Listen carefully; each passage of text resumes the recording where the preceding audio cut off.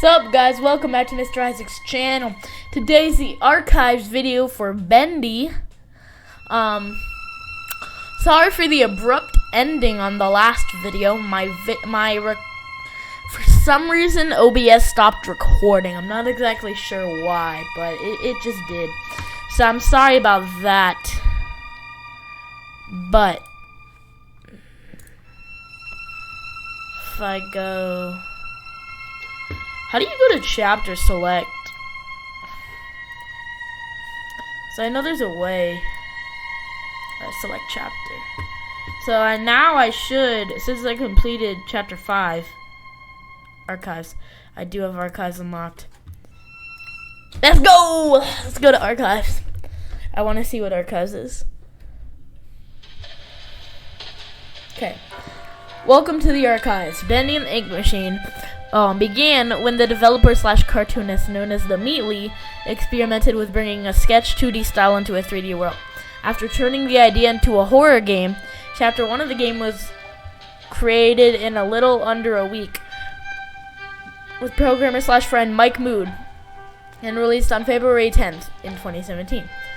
Much to their surprise, it struck a chord with global indie gamers almost overnight. The Meatly and Mike Mood decided to drop all of their projects to work on Bendy and tell a most unique ink story. So the entire game was completed a chapter at a time in a year and a half by a small but dedicated group of indie developers. Although the concept and story remained as originally intended, the game changed over development as characters and models were refined from their early thrown-together versions. This archive is a peek behind the scenes at that progress. Okay, so let's start over here. So this right here is concept Bendy. This is the first version of Bendy ever modeled.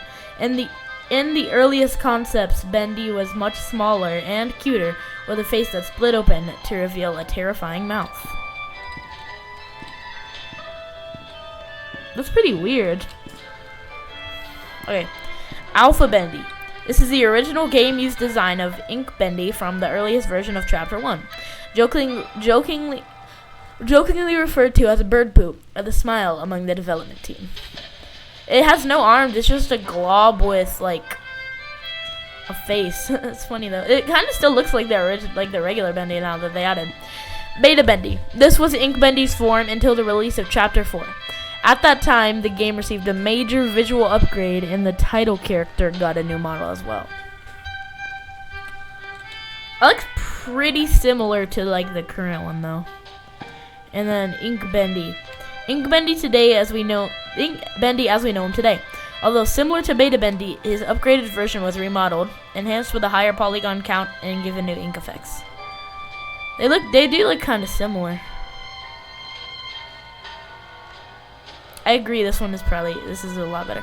Beast Bendy. Ink Bendy's horrific final form in Chapter 5 pulled away the cartoon facade and revealed the demon within. Bro, this was such a cool, design for Bendy, I'm not gonna lie. Okay. Beta Searcher. In early development, with just a few weeks to create Chapter 2, the Beta Searchers were designed in a record time before being fully retooled later on. They were the first fighting enemies encountered in the game. Final Searcher. The Final Searchers were far more robust in appearance. They were smoother with better ink effects and a more human appearance. Beta Sammy. With his first appearance in Chapter 2, fan favorite Sammy. I can't read right now, bro. With his first appearance in Chapter 2, fan favorite Sammy Lawrence became a terrifyingly entertaining character. When his slim build was deemed not threatening enough, he was redesigned and given a better skeletal rig for more advanced animation. Final Sammy. Sammy Lawrence's final form came complete with a bulked up stature and more powerful limbs. The Mad Songwriter may finally get noticed now, at least by fans.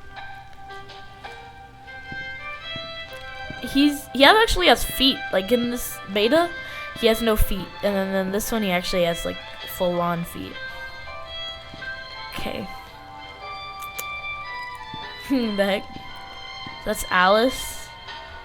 That's like the new Alice. I think her name's Allison. That's Tom Boris. Beta Boris. Bro, the Beta Boris looks so bad. Papa was the original name of the character that eventually became Boris the Wolf. His early version was released through Chapter 1. He was quickly refined into the Boris we know today with the release of Chapter 2, which is this Boris. Boris the Wolf. Boris the Wolf, A Friend to the End, was designed using various references from cartoons of the 1920s. A blend of West Coast and East Coast animation styles. This silent and supportive wolf won over the hearts of many, including me.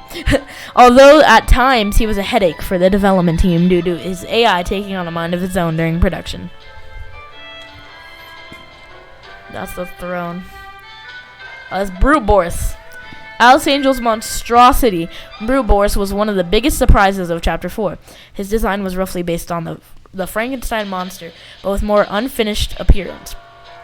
Alice took parts from within him and substituted things that his body is rapidly rejecting.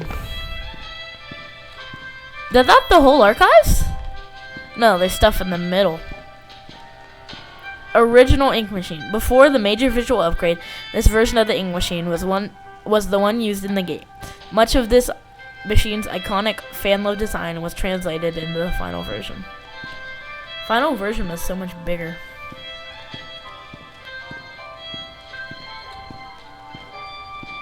It's Bertram Piedmont's head. And then this is the Butcher Gang. Piper, Stryker, and Fisher made up the Butcher Gang, or the dreaded Butcher Gang. Interestingly, the ink-corrupted versions of the characters were designed first and then were reverse engineered back into the more family-friendly cartoon forms.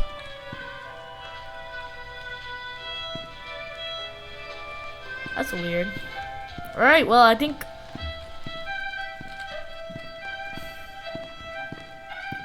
that's the entire archives. Yeah, that was pretty cool to see. And I'm definitely gonna play Bendy and the Dark Revival. As you can see, hold on. Turn off the display real quick. As you can see, oh my gosh.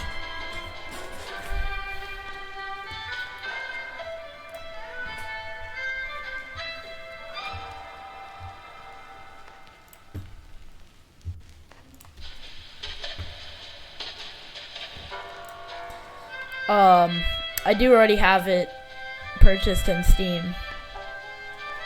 It's Bendy and the Dark Revival's already purchased in Steam. So I just need to download it and I can play that.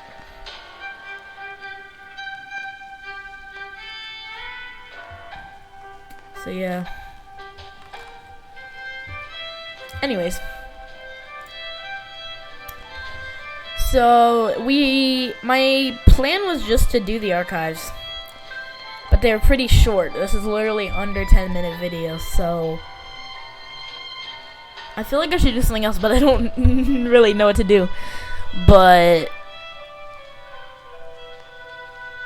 yeah, I don't know. Anyways, see you guys next time. Peace